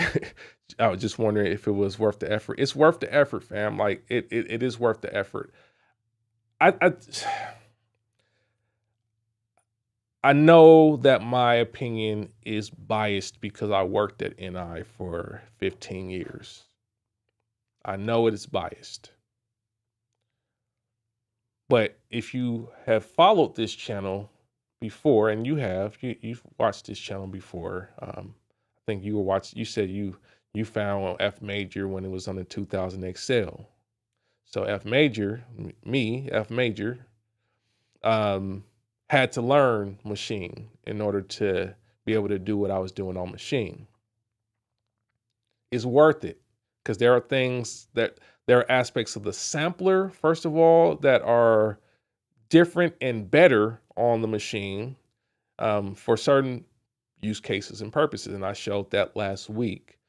But the sequencer itself, I find myself thinking about approaching music from the Machine standpoint now as well, just because of how quickly I can move with this. Like, I like the idea of being able to have a lot of different sized patterns. Like, if you've seen some of my videos, like I will sometimes, or a lot of times, start with like a 1 or 2 bar loop for certain parts of the song, because certain things are just really built around a 1 or 2 bar idea. Like a hi-hat pattern, for example. Sometimes I just need that 1 bar to get the groove going. I don't want to have to always like record 8 bars or 4 bars or whatever for every piece, when I know like the shaker sound, I just want the I just want that part, right? I just want it for a bar, like and then just loop that. I don't want to have to record 8 bars of that in order to get that. You know what I'm saying? Or the claps or something like that. Like, do I really, unless I'm going to do a different type of clap pattern, if it's just going to be 2s and 4s, what benefit is there for me to record 8 bars of that? And that's how I work with the Machine. It's like, I'm like, oh, I just want to, add some claps to this real quick. Pop, pop. And now I'm done. I'm out. I'm to the next track. You know what I'm saying? And I could have 8 bars of something going on in the music, but I'm like, I just want to add a clap on top of this, or I want to add a tambourine on top of this. Click, click, click, click, click. And that's it, right? So I add that, and 8 bars of music may be playing on top, and then like the Machine, I could just like, okay, tambourine, cool. I got the tambourine in there, and then okay, cool. I want to add some other element that's like 16 bars on top of this 8 bar. I don't want to have to turn the whole thing into 16 bars though. I can just turn this one pattern, then I'm gonna do something like a little bit more free flow on a 16 bar pattern, so I can do that and have that running in the background while my main 8 is playing, right? That's the Machine, that's the Machine way. Because the MPC way is like, okay, I got this 4 bar pattern. If I want 24 bars, basically, like I said, you have clips in MPC as well, but the original MPC way is like, I got this 8 bar pattern. If I want 24 now, I got to copy this 8 bar 2 times, paste it in front, and then now I expand the loop to 24 bars, and now I got to play, and then I got to wait for the 24 bars to run around. Or if I want to just play around a very specific loop point, then I got to change the loop points on the whole track and then record on that section. And then if I want to hear it back in context across the whole 24 bars, then I expand the loop back across the 24 bars again, so I can hear the whole thing. You don't have to work like that in Machine. Don't have to work like that. So it's worth learning, because you come up with things differently, and that's the point. Like, that's why it's great to learn different platforms, so that you can kind of expand the way that you even think about approaching sequencing and creating music. All ways are valid. I just think that Machine kind of freed up my thought process around some of this. So I say it's worth it. I mean, those are just some quick examples of things that I think of when I think of Machine. It's like, it's those kind of things that make it worthwhile to me. See, there's a couple other questions in here. It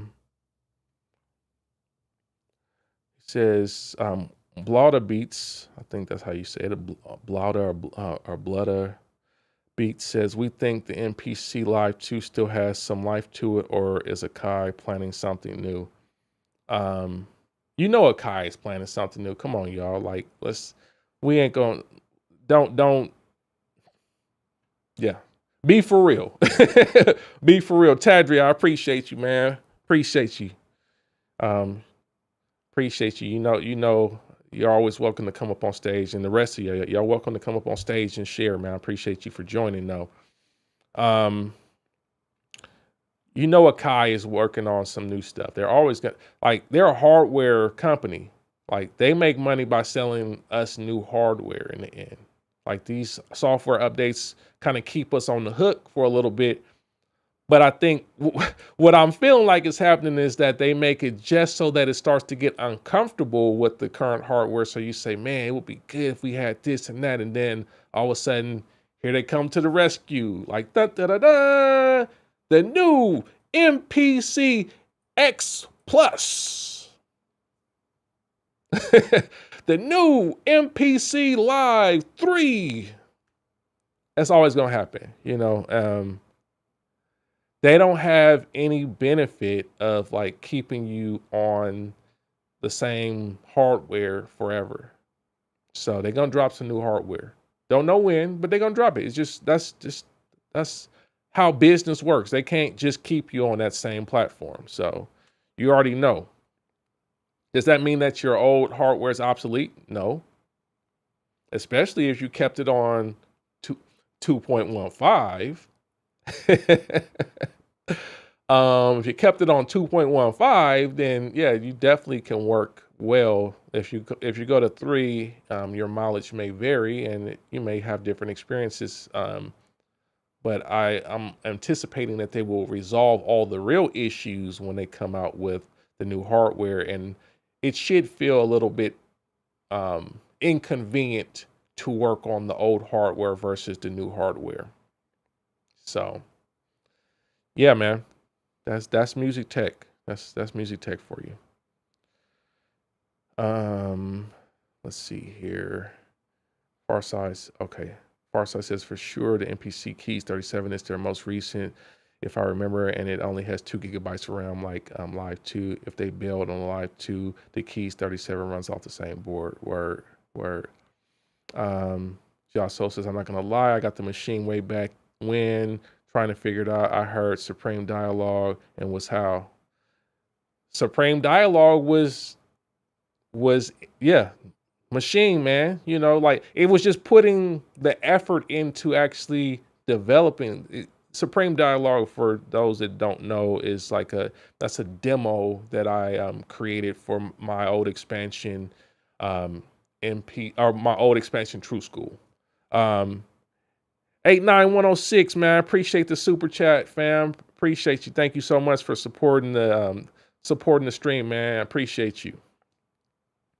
But yeah, so when he Josh Soul says Supreme Dialogue, he's talking about a demo that I created for my old expansion for a machine called True School. So a lot of you guys know that I used to work at NI for a long time, and I was one of the lead sound designers there, and I did a lot of, I built the platform of the machine expansion. So the whole way that the platform is set up and like the way those expansions are created and the way that they're designed and whatnot, I wrote the original concept papers for it. Myself and Robert Linka, but I was like the main sound designer that told them what to do and how to do it, because they didn't have any clue about that. They weren't MPC guys. I was an MPC guy, so I brought the MPC knowledge and the MPC paradigm, but I also knew a little bit more about sampling, so I could think differently about how to use the sampler and whatnot on the machine. So that's how we came up with the machine expansion platform and how that looks. And they still use that platform today. They still use that framework of developing content. And I guess it was good enough of a concept that Akai wants it in their platform as well. So yeah. Supreme Dialogue. Yeah, I appreciate you, man. That was it's an interesting time in life, man. I was definitely going through some things at that time as well. But it's possible. You just have to put the work in. You have to put the work in to like really go in on the sequence.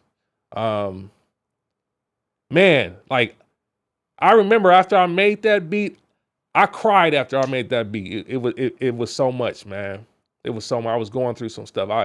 I definitely I admit that I cried after I made that music because it was that meaningful to me. So I appreciate you, and I appreciate that you that was conveyed because it was definitely an emotional song or beat to make.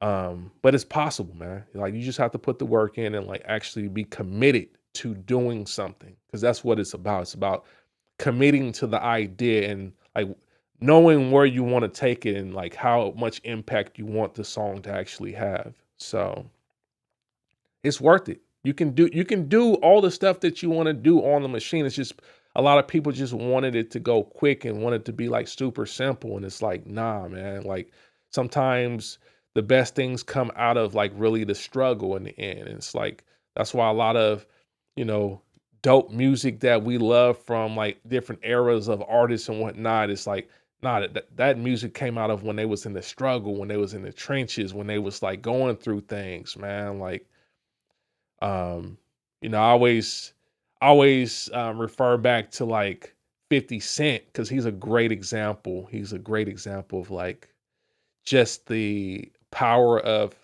adversity and struggle in the music.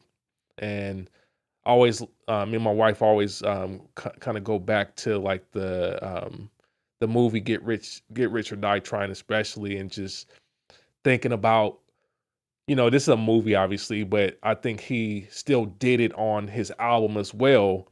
But I love when he goes to jail and he writes the song "When It Rains, It Pours" because it's like that song.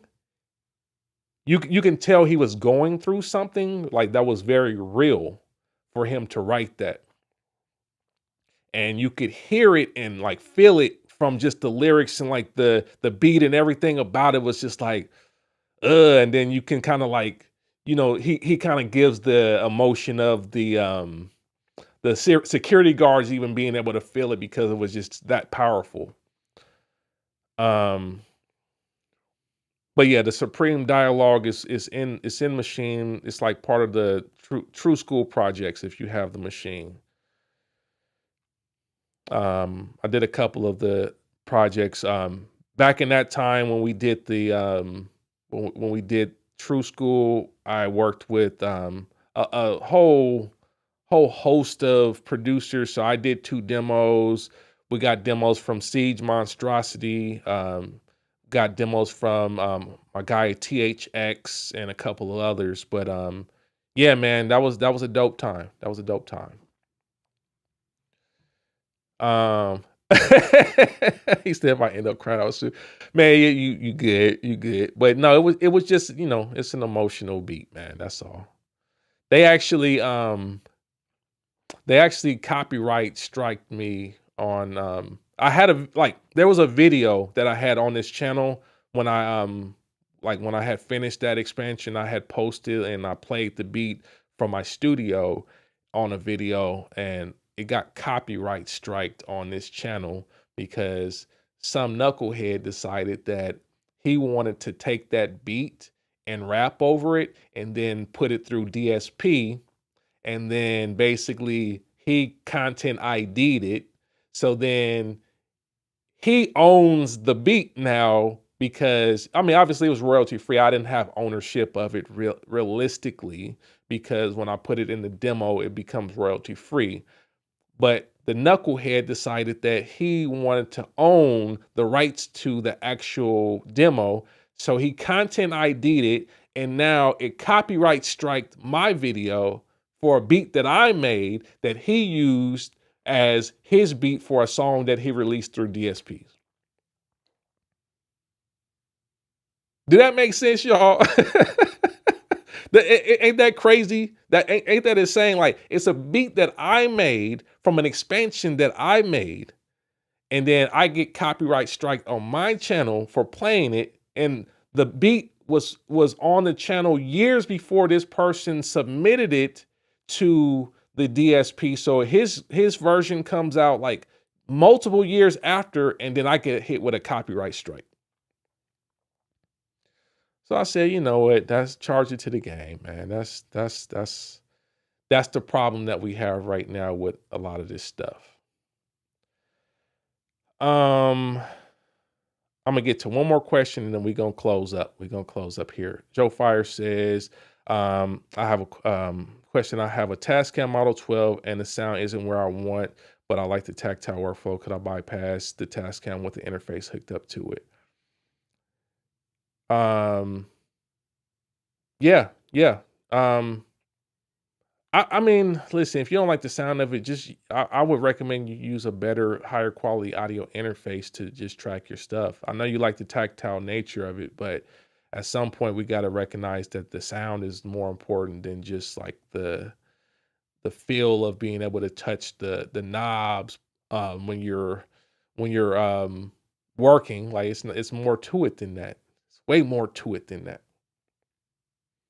And I know some of y'all is waiting for the pause there, but it's more to it than that. Sound is more important than this workflow. I would recommend that you go ahead and reconsider that setup to be focused around sound if you know the sound ain't there. I had an audio interface years back that had a great workflow for me because I wanted to use the Pro Tools M-Powered at the time. So I had the Pro Tools, I had the M Audio 1814 M-Powered Pro Tools. Excuse me. It was good for the workflow because I could use Pro Tools with it, but it was horrible for the sound.